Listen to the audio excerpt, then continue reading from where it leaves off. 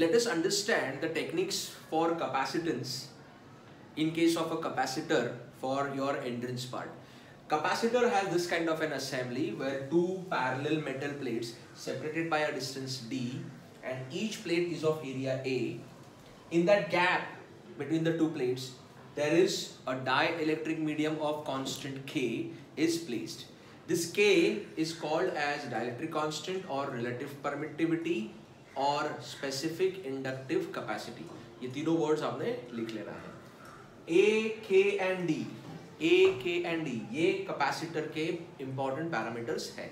A capacitor is basically said to be a capacitor when the two plates are connected to two different points. आप diagram में देखो, मैंने ये पहला plate X को जोड़ा है, दूसरा Y को जोड़ा है. अब ये two different points का मतलब है इलेक्ट्रिकली वो different है, और उसका मतलब है कि X का पोटेंशियल अलग है और Y का पोटेंशियल अलग है.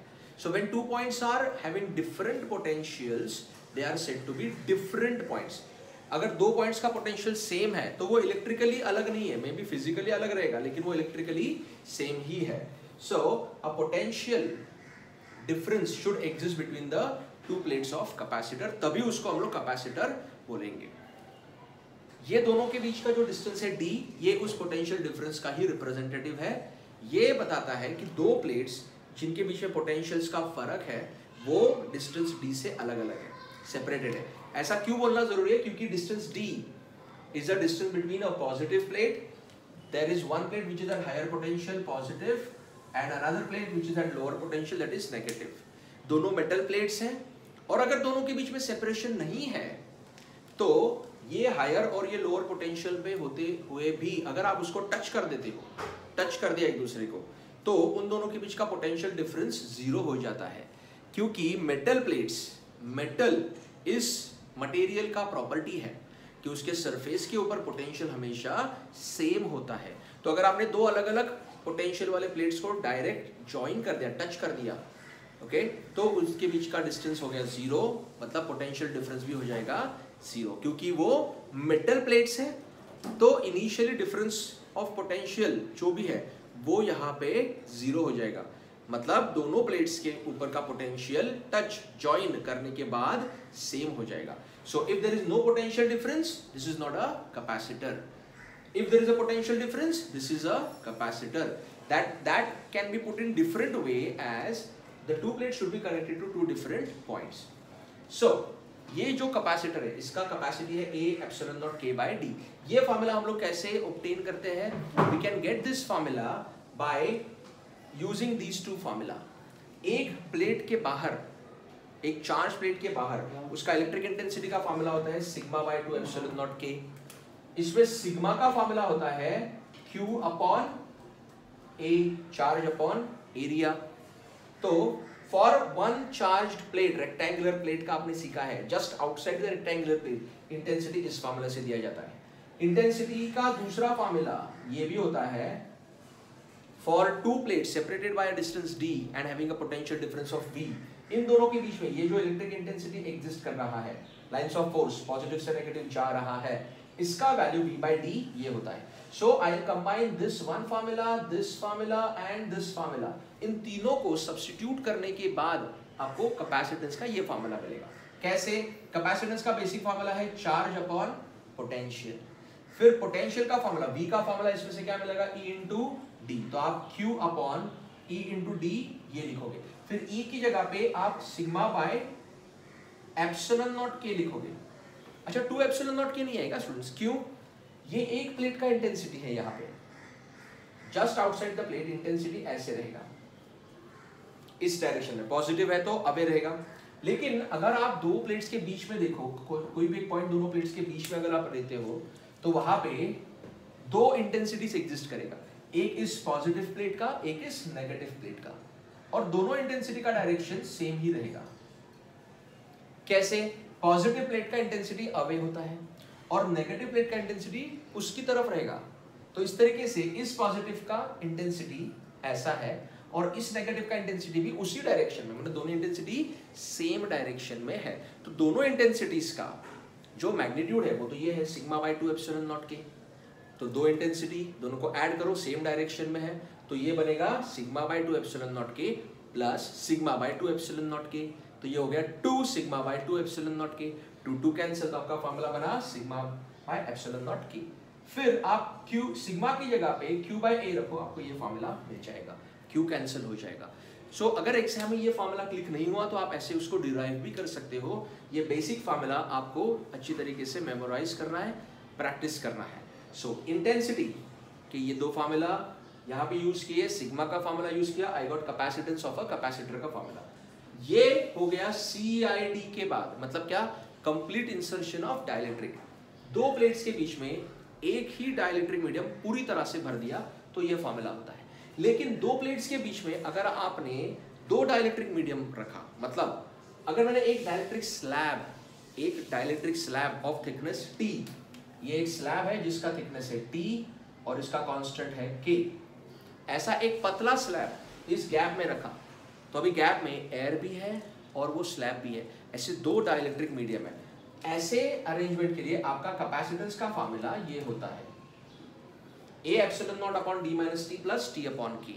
इसमें D माइनस T ये किसका स्पेस है, ये एयर ने ऑक्यूपाई किया हुआ स्पेस है, क्योंकि टोटल डिस्टेंस कितना होता है D, इस D में से इस स्लैब ने कितना लिया है T, तो एयर के लिए कितना बचा D माइनस T, तो ये एयर को रिप्रेजेंट कर रहा है, प्लस T अपॉन K, ये T किसका है, थिकनेस इस स्लैब का है, K भी उसी स्लैब का है, तो पहला टर्म एयर के लिए, दूसरा टर्म स्लैब के लिए। ये फॉर्मूला किस तरीके से आया, तो इस तरीके से आया। जब भी आप ऐसा, I'll just keep this aside, जब भी आप ऐसा अरेंजमेंट करते हो तो this arrangement is equivalent to 2 series capacitance, और सीरीज में हम लोग कैसे फाइंड करते हैं, 1/CS is 1/C1 plus 1/C2, और एयर के लिए इस फॉर्मूला से, ये फॉर्मूला अभी मुझे एयर के लिए भी अप्लाई करना है और उस डाइलेक्ट्रिक स्लैब के लिए भी अप्लाई करना है। एयर के लिए क्या फॉर्मूला आएगा, A एप्सिलॉन नॉट, K कितना होता है एयर का 1, अपॉन एयर ने कितना जगह लिया है D माइनस T, तो A epsilon not upon D minus T, ये आपका C1 का फॉर्मूला होगा। तो C1 की जगह पे लिखो A epsilon not upon D minus T, ऊपर गया। फिर ऐसा ही इस स्लैब के लिए, स्लैब का थिकनेस कितना है T, तो वहां पे आएगा A epsilon not K, slab के लिए K will be greater than 1, जो भी है वहां पे आएगा, अपॉन T ऊपर गया, तो 1/C का ये फॉर्मूला सॉल्व किया, मुझे ये मिला, सॉल्व किया और रेसिप्रोकल लिया, सो C का फॉर्मूला हम लोग को इस तरीके से मिल जाएगा। This is capacity when a dielectric medium is partially inserted, so this is PID, partial insertion of dielectric. So partial insertion of dielectric के लिए आपको ये फॉर्मूला आएगा। अच्छा, इस फॉर्मूला में डायग्राम में एक ही स्लैब है तो ऐसा है, अगर आपने इन दोनों प्लेट्स के बीच में दो स्लैब्स रख दिया अलग अलग थिकनेस का, T1 और T2 का, तो डाइलेक्ट्रिक मीडियम ने कितना जगह लिया है T1 प्लस T2, लेकिन एयर ने कितना जगह लिया, फिर इस पूरे डिस्टेंस D में से T1 प्लस T2 को आपको माइनस करना पड़ेगा। So what I do here is, पहला टर्म एयर का, दूसरा टर्म डाइलेक्ट्रिक मीडियम का, ये आप याद रखो। पहला टर्म जो एयर का है उसमें D माइनस T, तो T क्या है, थिकनेस ऑफ डाइलेक्ट्रिक मीडियम और स्लैब्स। ये जो T मैंने लिखा है यहाँ पे और यहाँ पे, ये जितने स्लैब्स रहेंगे उन सबका थिकनेस ने लिखा है। जैसे यहाँ पे 2 स्लैब है, तो मैं यहाँ पे T की जगह पे क्या लिखूंगा, T1 प्लस T2। अगर 3 रहेंगे तो T1 plus T2 plus T3। ऐसे 10 स्लैब रहेंगे तो 10 बार आप ऐड करो, T1 plus T2 plus T3 up to Tn।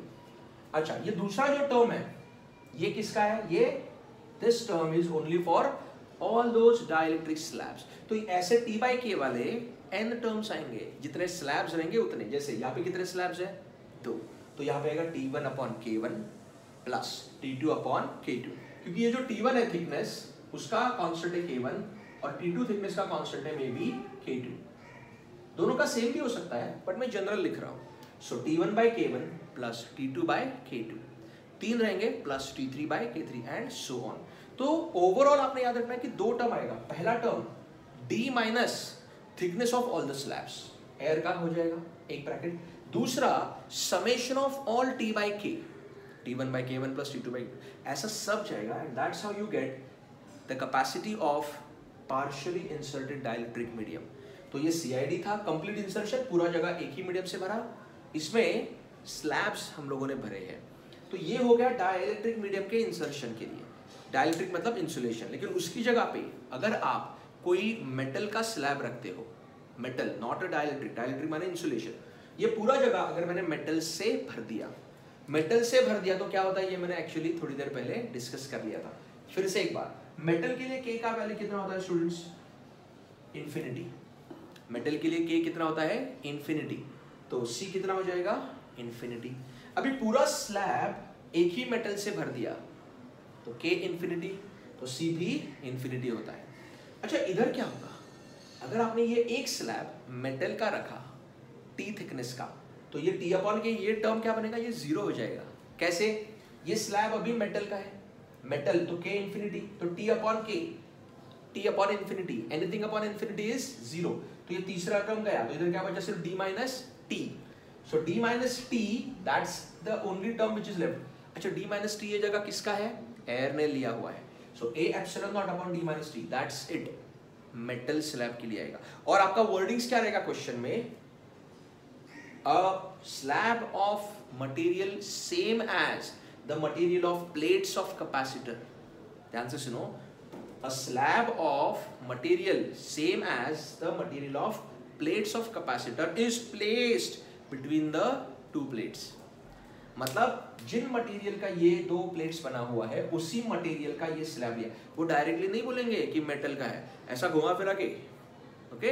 हाँ, सो मेटल का प्लेट है, ये डायरेक्टली नहीं दिया जाएगा प्रोबेबली, तो ऐसे दिया जाएगा कि इन दोनों प्लेट्स के मटेरियल वाला ही स्लैब इतने इतने थिकनेस का इधर रखा, तो उसका कैपेसिटी का फॉर्मूला क्या बनेगा? A epsilon not upon D minus T। अच्छा, जितने स्लैब्स रहेंगे उतना, तो ये टर्म तो आने वाला ही नहीं ना, K इन्फिनिटी है सभी मेटल्स के लिए, तो ये D minus T1 plus T2 plus T3, सो जितने मेटल के स्लैब्स रहेंगे उतने बार करो।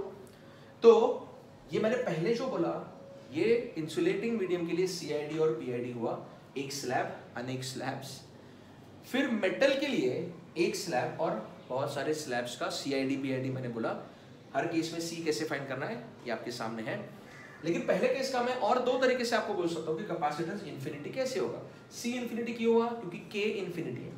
दूसरा, पूरा जगह मेटल से भर दिया तो पोटेंशियल डिफरेंस कितना हो जाएगा? जीरो। पोटेंशियल डिफरेंस का जीरो का मतलब क्या है कि ये दोनों प्लेट्स के बीच में अभी डिस्टेंस कितना है? कुछ भी नहीं। फिजिकली वो दिखाई दे रहा है, बट इलेक्ट्रिकली वो डिफरेंस है क्या?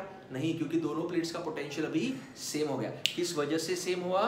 पूरी जगह एक ही मेटल प्लेट से भर दी। और मेटल जब भी आप इंट्रोड्यूस करते हो तो मेटल का काम एक है कि वो पोटेंशियल हर जगह पे सेम कर देता है।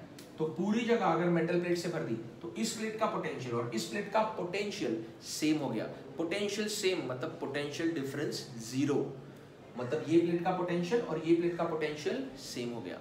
तो electrically two points which are at same potential are not two points, तो इलेक्ट्रिकली उनके बीच में डिस्टेंस है ही नहीं, तो electrically D is zero. D आप जीरो ले लो तो D जीरो हो गया, तो C in D are inversely proportional, तो D जीरो तो C इन्फिनिटी, तो K infinity D zero, therefore also C infinity. K infinity की वजह से C इन्फिनिटी, या फिर D जीरो की वजह से C इन्फिनिटी, या फिर तीसरा फॉर्मूला, C का बेसिक फॉर्मूला क्या है? Q by V। V क्या है? Potential difference. मेटल प्लेट डाल दिया तो पोटेंशियल डिफरेंस जीरो हो गया, तो V भी जीरो हो गया। C equal to Q by V, V zero तो C इन्फिनिटी। तो any which ways whenever there is a metal slab placed between the entire gap of two plates, then capacitance becomes infinite। इसका मतलब वो capacitor है ही नहीं, ये दो प्लेट्स है ही नहीं, ये एक ही प्लेट है अभी, ये एक सिंगल प्लेट कंडक्टर हो गया, दैट्स इट। ये कैपेसिटर नहीं रहा अभी, okay, that's the important part here. अच्छा, सिर्फ इसी कंडीशन में नहीं, अगर आपने इन दोनों प्लेट्स को एक तार लिया बारीक, ओके, पतला सा एक वायर, उसको इस प्लेट से उस प्लेट तक डायरेक्ट जोड़ दिया, तो भी आपको इफेक्ट सेम आएगा, क्योंकि आप मेटल के वायर से उसको जोड़ रहे हो ना, तो मेटल का वायर का काम वही है, वो इस प्लेट से इस प्लेट तक गया, मैंने उसने दोनों प्लेट्स का पोटेंशियल सेम कर दिया, potential difference zero, distance zero, K infinity है, मेटल प्लेट होने की वजह से सभी कंडीशंस में C इन्फिनिटी है। So these are your techniques for capacitance का सर्टेन सेट ऑफ क्वेश्चंस। ऐसे ही अभी आगे हम लोग और देखेंगे जिसमें कैपेसिटर के अलग अलग अरेंजमेंट्स के लिए मैं आपको शॉर्टकट्स बोलूंगा।